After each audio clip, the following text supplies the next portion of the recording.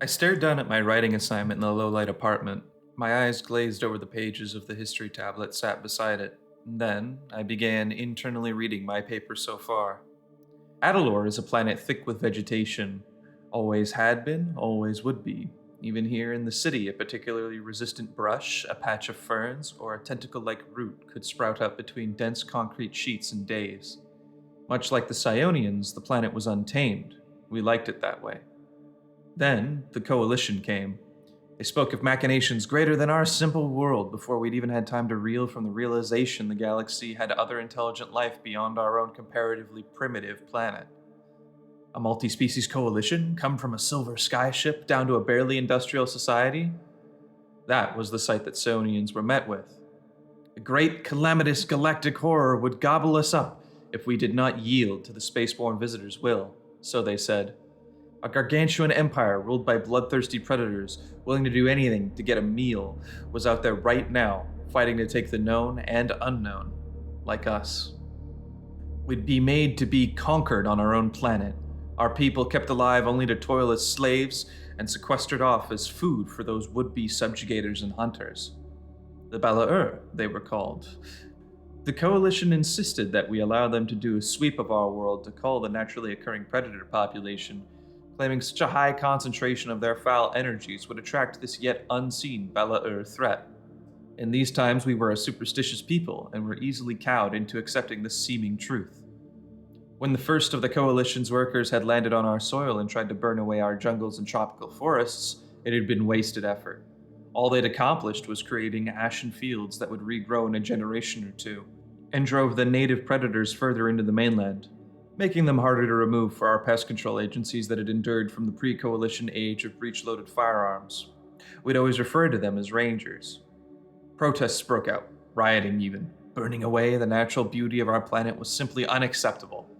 No amount of dogma from aliens could possibly persuade us. We'd not known they would simply burn our world. They'd insisted still, we must destroy all predators on our planet, wherever they may pop up. In the end, our own representatives had struck accords with the supposed friends they claimed to be. The Coalition would maintain a guild on our planet to ensure a low predator population. However, they'd only be permitted to operate in city limits. Our locally maintained rangers would take care of the wildlands, the less developed settlements, and the disparate outposts that dotted the supercontinent we called home. None of them would be permitted outside the cities for official duty. Shortly after, our induction into the Coalition as a member nation was ratified, the transition government dissolved, and the Psionian Assembly was born. My eyes traced over the words again. Had I blanked out? My paw numbly let the stylus fall from my thumb grasper, staring down at the writing tablet. My ringtail-patterned appendage behind me flicked this way and that, its black and gray fade swirling like the anxiety in my gut. How well could a paper like this really go towards my degree in journalism? I mean, it was just a mock-up article to put on the net, right? Something to remind our society of how we got here, stuck in the seemingly eternal war with the Bala'ur. Would it be interpreted poorly to talk about one of the most contentious treaties between the Coalition and the Psionian people? Even to this night, it was clear from talking heads from the Coalition that the only reason the treaty had held the test of time was because they couldn't be bothered to renegotiate it. Our wild predator population index was highest in the sector, which probably lent even more fuel to recent rhetoric from Guild Chief Bohor's insistence we attracted Bala'ur with our neglect, the snotty old avian that he was. I sighed, pushing my chair and myself away from the desk, standing up and walking to the mirror. On the other end of the seeing glass, I was met with a tired-eyed Psionian. The nocturnal browns of my coat, the flicking tail for balancing, the wide fluffed-out and tired-looking ears. I could see past some of the fur on them to see the peach-colored flesh on the inside. My coat was, to say the least, in a state of unrest. I'd been so excited to take up this course, this semester even. The stars had aligned when I was accepted for a competitive profession such as journalism. Not a lot of creatures on Atalor could flaunt that they'd been schooled for such things. Then had come the semesters on Coalition, journalistic integrity policies, publishing rules, a book long, ethical sourcing, writing practices, panic prevention, restrictions on Bala'ur reporting, restrictions on war publishing, restrictions on... I whined audibly, rubbing a paw to my face as my tired eyes closed. There was just so much more than I'd even imagined. So many loops and hoops and branches to jump to get anything mildly controversial or scary past the editor's phase. That's enough for now, I breathed. My lighter-toned voice had danced in the empty air of my apartment. I'd pulled an all-dayer, so most places would be opening up soon. Maybe a stop to my favorite breakfast spot would do my mood well. I strapped my bag to saddle to my hip, plopping my writing tablet inside. Breakfast did sound good. After a quick brush down of my fur, I headed down to the front area of my apartment. The only problem, I spotted a familiar face by the street-level entryway to the diner. Admittedly, I thought about going right back inside and then entering through the artificial branchways that dotted above the vehicle lanes instead, but he'd already spotted me. "Yvreen, Yiv!" came the excitable call from my project partner, his tail giving me a swish-swish to hurry up. Already I could feel myself sighing into a pleasant mask of smiles I put on for him. "Hey, Gale. Good dusk."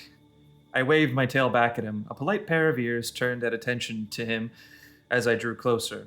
He was a couple inches shorter than myself, and his little insistence of just happening to be there so often around me was only mildly annoying.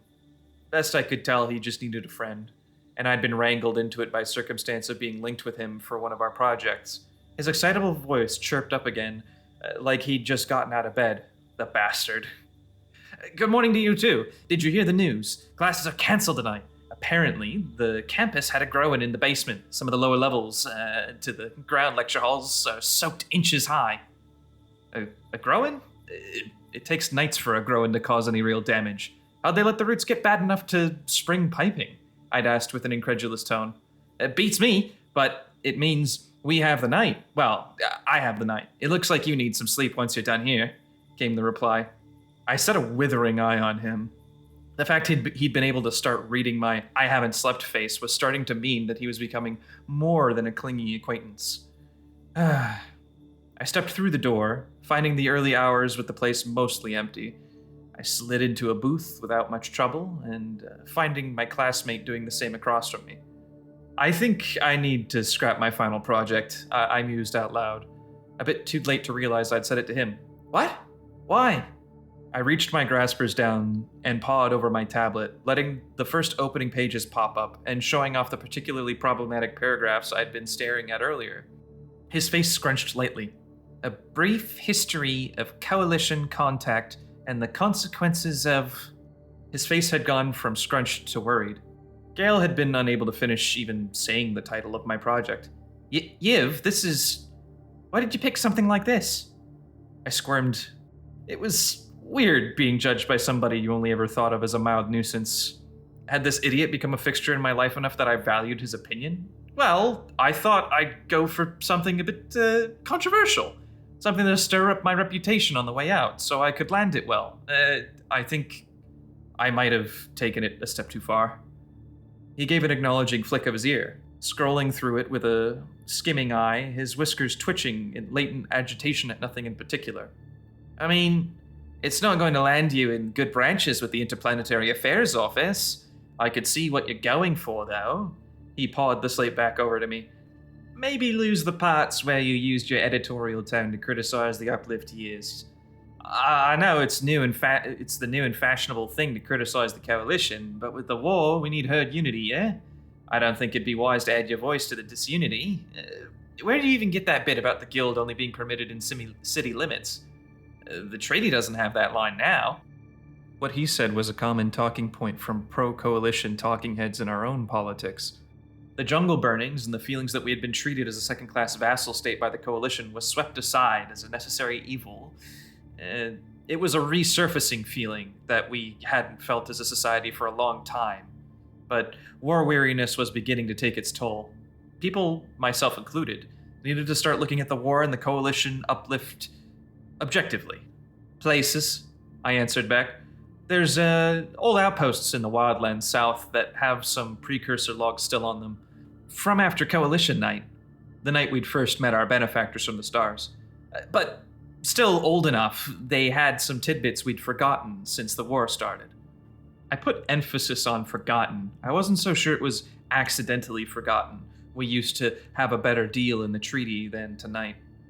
Some of the more grainy details, like the accidental burning down of a hanging settlement in the trees during an early coalition burning operation, was something I'd not heard of until finding it myself. Heck, it might even be why there were so few branch-level villages out there anymore. We probably stopped building them wholesale. From then on, we chatted a bit on it. I resigned myself to putting away some of my more problematic findings.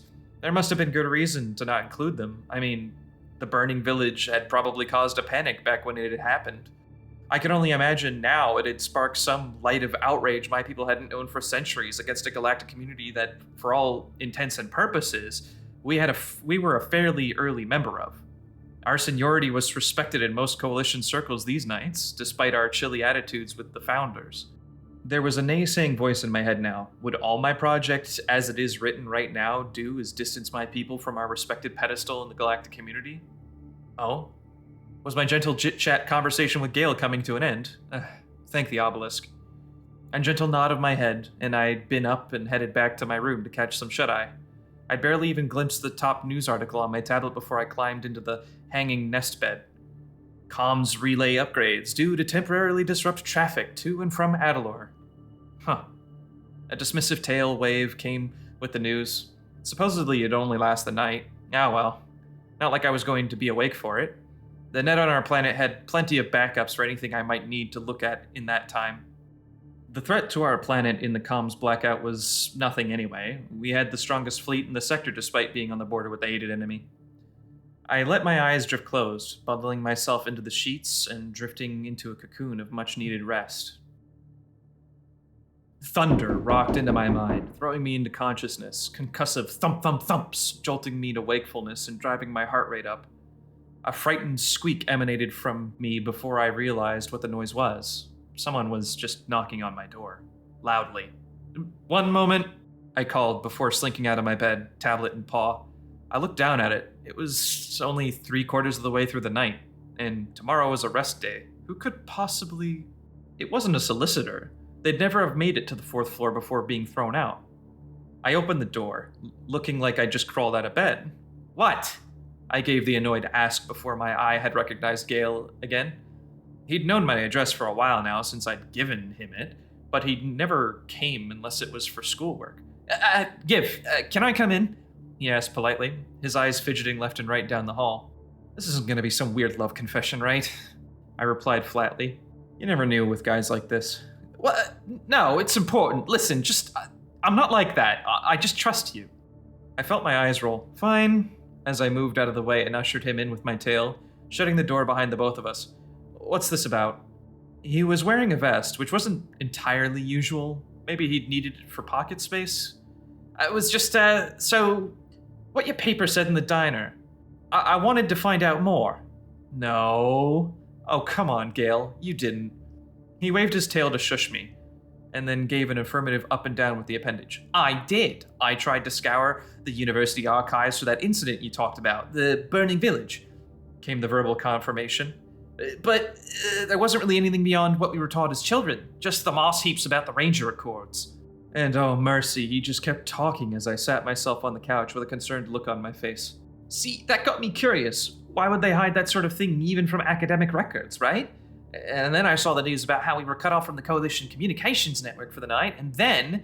I cut him off with an annoyed huff. "Gale, you've never struck me as the paranoid type." Which was true. I'd never seen him getting fired up about anything like this.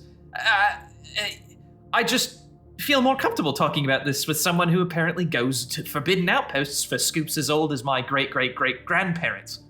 All right, point taken. I flicked my ear to indicate that he continue. "So I started looking back at our voting records in the Coalition Assembly." That made sense. Even with the network cut off, there would be archives of common things like that. I was listening intently now, the grumpiness from my early awakening dissipating.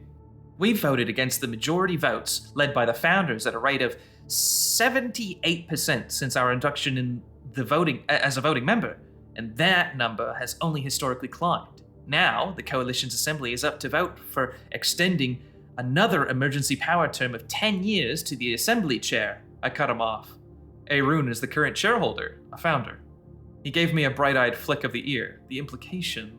Well, how would communication downtime impede our vote? I asked. It's not about that, I don't think. See, our representatives for a long time have presented leading and sustainable arguments against founder war policies, even more so in the last couple of years. What they need is for our representative to not be able to attend remotely, to prevent swinging neutral votes. Made sense.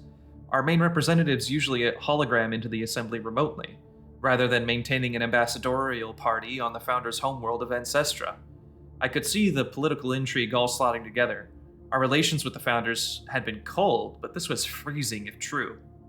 So what? I asked, giving him a questioning head tilt. So, Yiv, this is the perfect end-of-term project. You can amalgamate it with what you have already on your paper. We can work together, you and me. We'll forge the case and find evidence. There's no way they'll get upset over us joining our papers together if it's this good. Imagine the sinister truth, a cold war between Atalor and Ancestra. I snorted. That's stupid, and it breaks way too many anti-panic laws for a title. Try again, Swamp Brain. I whisked my tail at him in a chiding way. There was no way something so hyperbolic would ever be accepted. Fine, working title. The point is, you and me should go out tomorrow and work on it. He'd sat himself across from me in that filled bag seat, my own voice coming to me with some level of doubt.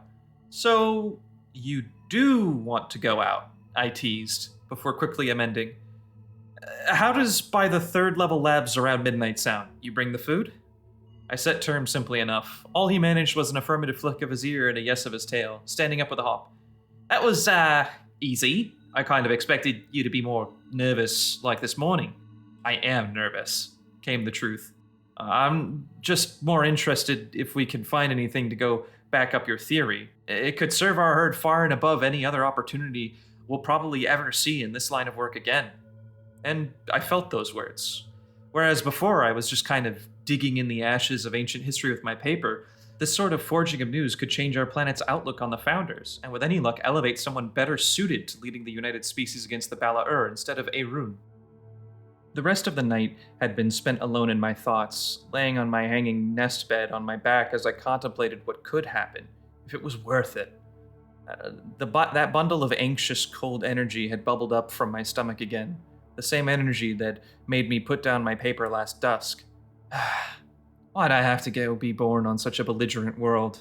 You didn't hear about the Damas having political shadow scuffles over war policy with other members of the coalition? Those silly songbirds probably couldn't lie if they wanted to.